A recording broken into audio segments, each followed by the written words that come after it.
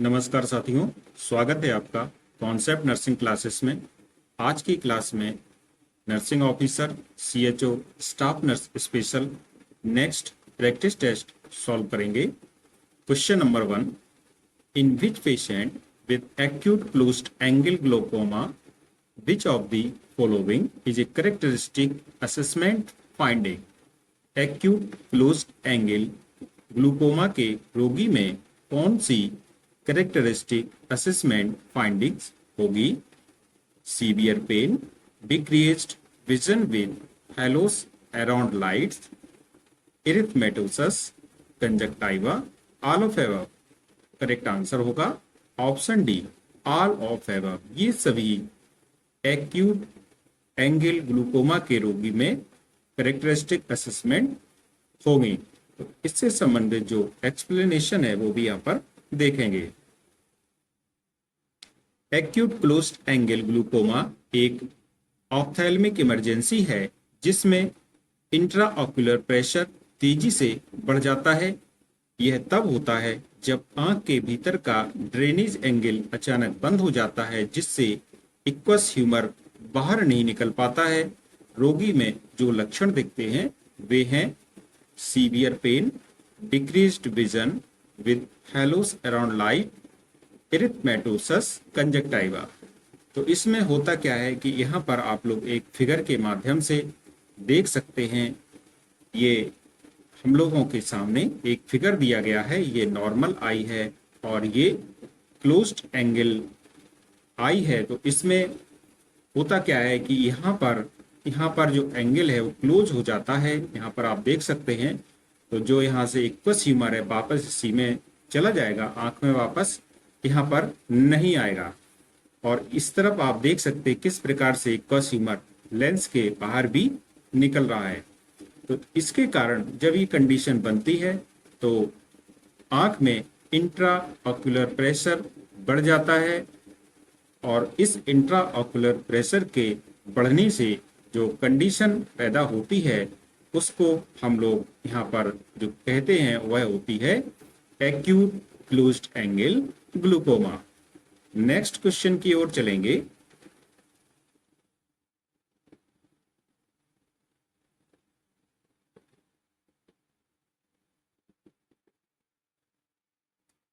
Which of the following is not a recognized risk factor for the development of renal carcinoma? निम्नलिखित में से कौन सा renal carcinoma के डेवलपमेंट के लिए रिस्क फैक्टर नहीं है? Obesity, smoking, hypertension and haemodialysis. Correct answer होगा इसका option B, haemodialysis recognised risk factor नहीं है रीनल कार्सिनोमा के डेवलपमेंट के लिए। शेष यहाँ पर जो ऑप्शन है ओबेसिटी हो, स्मोकिंग हो और हाइपरटेंशन हो, ये सभी रीनल कार्सिनोमा के रिकॉग्नाइज्ड रिस्क फैक्टर होते हैं। यहाँ पर जैसे कि अभी बताया गया ओबेसिटी हो, ये भी रिकॉग्नाइज्ड रिस्क फैक्टर है, स्मोकिंग भी है, हाइपरटेंशन भी है। हीमोडायलिसिस यह रिकॉग्नाइज्ड रिस्क फैक्टर नहीं है। हालांकि लंबे समय तक हीमोडायलिसिस से जुड़ी जटिलताएं जैसे कि एक्वायर्ड सिस्टिक किडनी डिजीज देखी जाती है, जिससे आरसीसी का जोखिम बढ़ सकता है, परंतु स्वतः हीमोडायलिसिस को RCC means recognised risk factor का मुख्य प्राप्त जोखिम नहीं माना जाता है। अगला क्वेश्चन देखेंगे। All of the following are used to assess liver dysfunction except. निम्नलिखित सभी लीवर डिसफंक्शन की जांच के लिए प्रयुक्त टेस्ट हैं सिवाय serum albumin, serum bilirubin, SGPT, bleeding time. इसका जो करेक्ट आंसर होगा ऑप्शन डी सही हो जाएगा। ब्लीडिंग टाइम लीवर के डिसफंक्शन की जांच के लिए प्रयुक्त टेस्ट नहीं होता है। और यहाँ पर जो टेस्ट ये सभी सीरम एल्ब्यूमिन हो, सीरम बिलीरुबिन हो, एसजीपीटी हो, एसजीओटी हो, ये सभी लीवर के डिसफंक्शन के लिए प्रयोग किए जाते हैं। लीवर फंक्शन टेस्ट एलएफटी का उपयोग लीवर की स्थिति और कार्य का मूल्यांकन करने के लिए किया जाता है। इनमें शामिल हैं सीरम एल्ब्यूमिन, सीरम बिलीरुबिन और एसजीपीटी। इस प्रकार से आप लोगों ने देखा कि यहाँ पर जो ब्लीडिंग टाइम है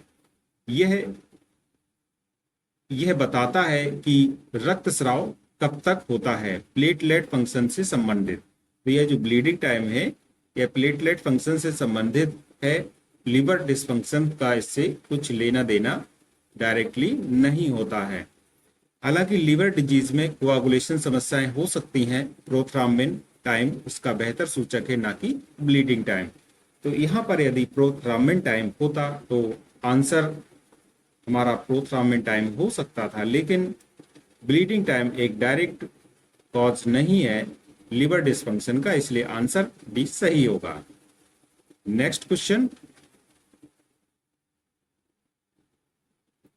इन assessing fluid status in a patient with acute kidney injury which physical finding best indicates fluid deficit? Acute kidney injury वाले रोगी में फ्लूइड डेफिसिट का मूल्यांकन करते समय कौन सी शारीरिक जांच फ्लूइड डेफिसिट को अच्छे से दर्शाती है? Poor skin turgor and dry mucous membrane, bibasilar crackles, periorbital oedema, bounding peripheral pulses. इसका करेक्ट आंसर जो होगा ऑप्शन ए सही होगा, poor skin turgor and dry mucous membrane. यह फ्लूइड डेफिसिट को सबसे अच्छे तरीके से दर्शाने वाला सूचक होता है। फ्लूइड डेफिसिट मींस द्रव की कमी के मुख्य लक्षणों में शामिल हैं poor skin turgor, dry mucous membrane. ये दोनों संकेत शरीर में पानी की कमी को दर्शाते हैं, जो एक्यूट किडनी इंजरी के मरीजों में सामान्य हो सकता है। नेक्स्ट क्वेश्चन,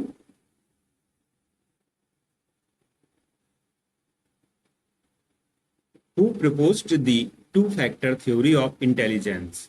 बुद्धि का two factor theory of intelligence किसके द्वारा दिया गया? द्विकारक सिद्धांत। गारसेट, Louis L Thurstone, Charles Spearman, Edward. Correct answer is option C, Charles Spearman ने बुद्धि का द्विकारक सिद्धांत two factor theory of intelligence दी थी। चार्ल्स स्पीयरमैन ने two factor theory of intelligence प्रस्तुत की। इस सिद्धांत के अनुसार बुद्धि में दो मुख्य घटक होते हैं, जी factor means general intelligence, S factor means specific intelligence. Next question, untidy wound के प्रबंधन के लिए सबसे महत्वपूर्ण चरण कौन सा है? What is the most important step in the management of an untidy wound? Primary closure of untidy wound by suturing, immediate skin grafting, wound excision, antiseptic dressing. Correct answer is option C, wound excision, घाव की निकासी। Untidy wound वह wound होता है जिसमें tissue damage, dirt, डिवाइटलाइज tissue और संक्रमण का उच्च जोखिम होता है। यहाँ पर जैसे कि एक्सीडेंट वगैरह में जो वुंड घाव होते हैं उनको अनटाइडी वुंड बोलते हैं, और इसमें टिश्यू डैमेज अधिक होता है। Next question, which of the following cations is found in the highest concentration in extracellular fluid? तो कौन सा कैटाइन है इनमें से जो कि एक्स्ट्रा सेलुलर फ्लूइड में अधिक मात्रा में पाया जाता है? मींस सेल्स के बाहर जो फ्लूइड होता है उसको एक्स्ट्रा सेलुलर फ्लूइड बोलते हैं। Sodium, potassium chloride, bicarbonate. तो इसका करेक्ट आंसर है ऑप्शन ए, सोडियम सबसे अधिक मात्रा में पाया जाने वाला extracellular fluid, extracellular cation होता है। Next question, what is the most common complication of mumps infection in adult man? Adult में मम्स इन्फेक्शन के कारण होने वाली सबसे आम कॉम्प्लिकेशन कौन सी है? Meningoencephalitis, bronchitis, orphitis and glomerulonephritis. Correct answer is option C, orchitis. Mumps एक वायरल संक्रमण है जो मुख्यतः सिलेब्री ग्लैंड्स को प्रभावित करता है। वयस्क पुरुषों में मम्स के सबसे सामान्य और महत्वपूर्ण कॉम्प्लिकेशन में से एक ऑर्काइटिस। यह आमतौर पर एक या दोनों अंडकोशों को प्रभावित करता है और दर्द व सूजन का कारण बनता है। Next question, acute myocardial infarction में सबसे पहले कौन सा एंजाइम बढ़ता है? Which enzyme rises first in acute myocardial infarction? CPK-MB, SGPT, SGOT and troponin T। Correct answer is option A, CPK-MB। यह एक्यूट मायोकार्डियल इंफार्क्शन में बढ़ने वाला पहला एंजाइम होता है। Creatinine phosphatase phosphokinase MB heart muscle का विशिष्ट एंजाइम है जो AMI में सबसे पहले बढ़ता है। यह 4 से 6 घंटे के अंदर ब्लड में डिटेक्टेबल होता है और 24 घंटे के अंदर अपने पीक पर पहुंच जाता है।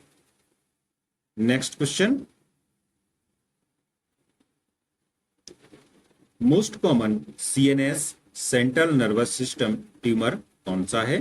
What is the most common CNS tumour? Astrocytoma, meningioma, medulloblastoma, ओलिगोडेंड्रोग्लियोमा।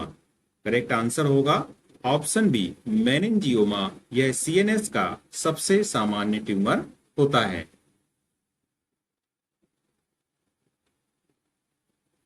Meningioma सबसे सामान्य प्राइमरी CNS ट्यूमर है। यह सामान्यतः बिनाइन होता है और मस्तिष्क की मेनिंजिस से उत्पन्न होता है। एस्ट्रोसाइटोमा भी CNS में कॉमन है, विशेष तौर पर बच्चों और युवाओं में, लेकिन ओवरऑल यह सबसे कॉमन नहीं है। मेडुलाब्लास्टोमा मुख्यतः बच्चों में पाया जाता है और एक प्रकार का मैलिग्नेंट ट्यूमर है। ओलिगोडेंड्रोग्लियोमा अपेक्षाकृत कम पाया जाता है। तो इस प्रकार से इसका जो करेक्ट आंसर है ऑप्शन बी सही है। मेनिंजियोमा सबसे मोस्ट कॉमन CNS ट्यूमर होता है।